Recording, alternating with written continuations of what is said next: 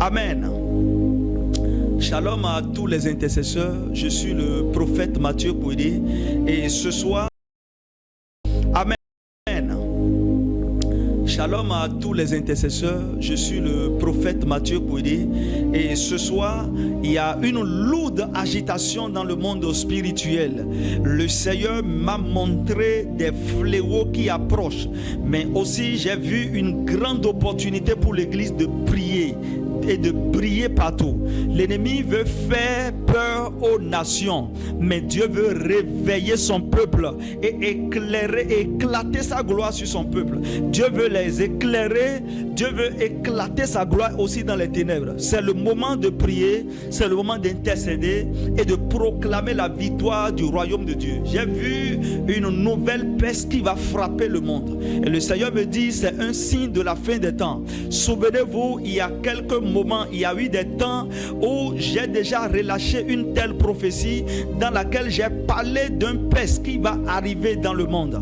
Et puis j'ai dit ceci va commencer à partir de 2025.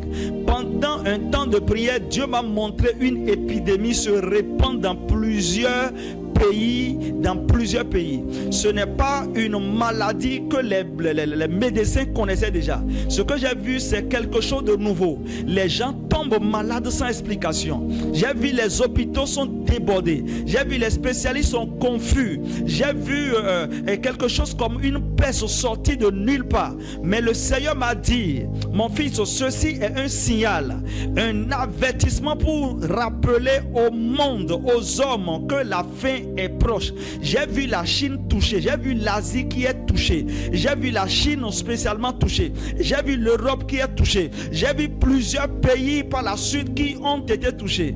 Un appel urgent à la repentance et à la foi, c'est ce que je suis en train de voir.